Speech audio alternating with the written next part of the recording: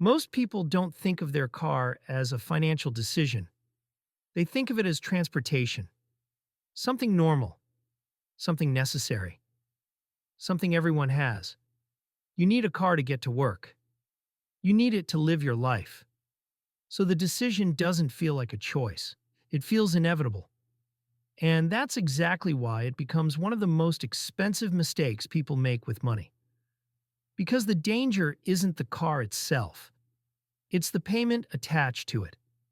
The payment that shows up every month, quietly, reliably, taking money before you ever get a chance to use it.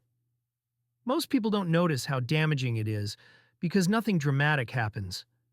There's no crisis, no explosion, no obvious failure. Life just feels tight. Saving feels hard. Progress feels slow. And no matter how much effort you make, money never seems to move forward. For millions of people, the reason is sitting right in their driveway. Let's walk through a very normal situation. Someone earns around $60,000 a year. That's not poor, that's not rich, that's solidly middle class.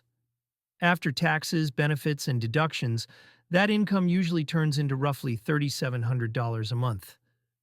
Now imagine this person buys a car, not a supercar, not something flashy, just a normal, new, or lightly used car. The monthly payment is $750. Insurance adds another $150. Gas averages around $100. Maintenance, oil changes, tires, and random fixes add another $50. That's about $1,050 every single month. Out of $3,700, almost 30% of their take-home pay is gone before rent, food, utilities, or savings even enter the picture. And yet, this feels completely normal.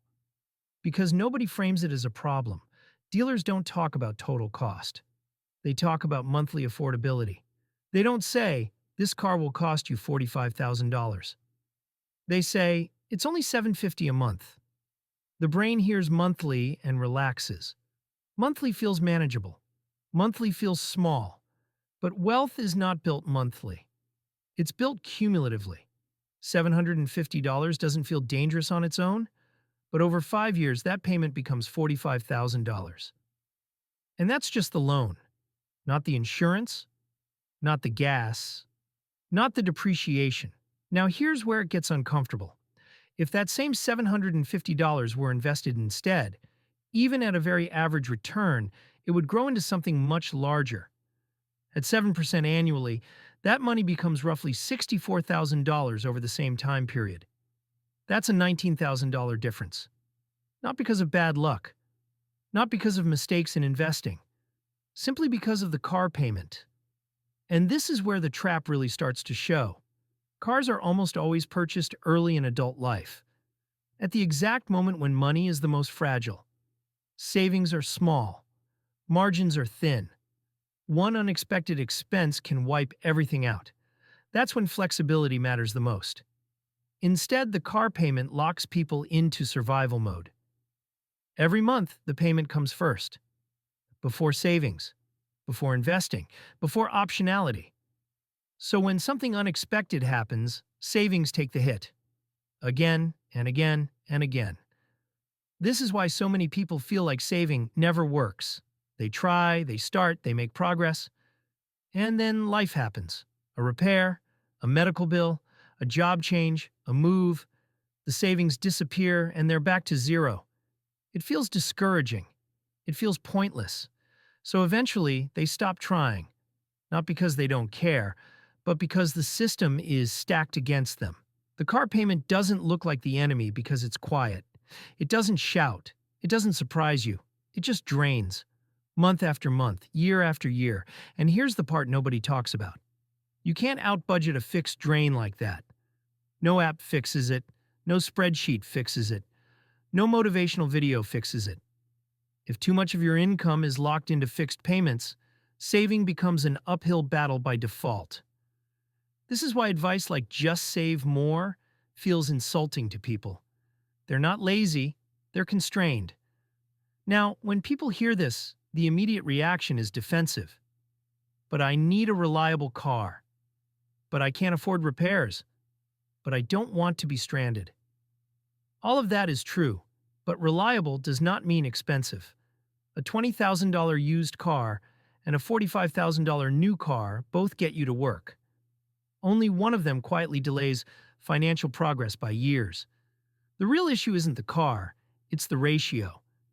If your car payment plus insurance and operating costs eat up more than about 10 to 15% of your take-home pay, you're likely car poor. Even if your salary looks good on paper, car poor doesn't mean you can't pay the bill. It means the bill controls your options. It decides how much you can save, how much risk you can take, how much breathing room you have, and breathing room is the foundation of everything else. Without it, every decision feels urgent. Urgent decisions are emotional. Emotional decisions are expensive. That's how the trap keeps people stuck.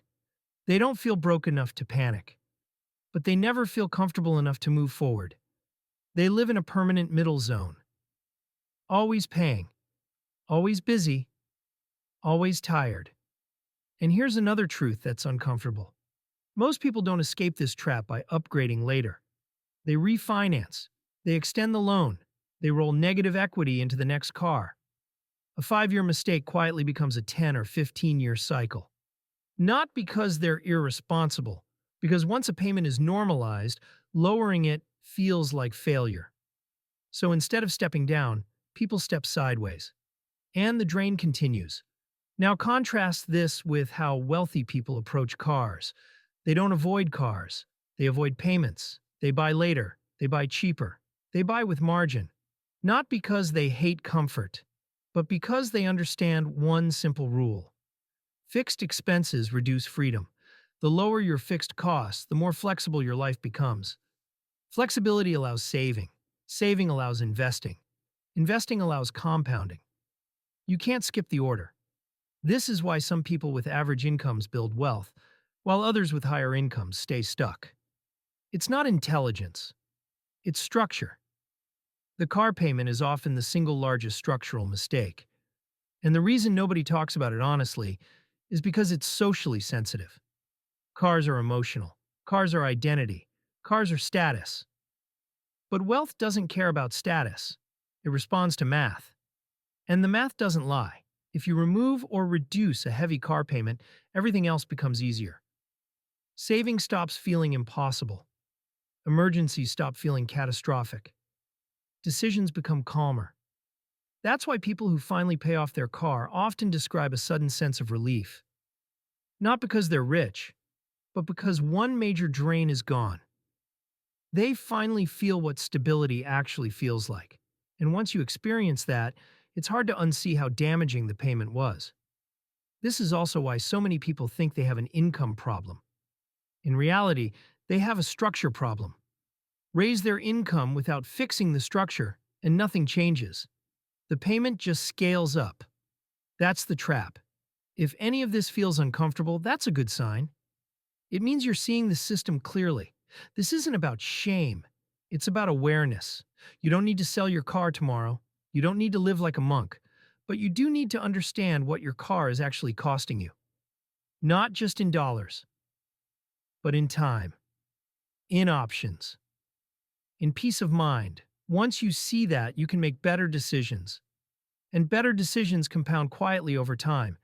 If you want to understand why money feels stuck for so many people, and how everyday decisions quietly shape long-term wealth, subscribe to Practical Wealth Hub. We don't promise shortcuts. We don't sell hype. We explain the systems behind money so your decisions become calmer, clearer, and more intentional over time.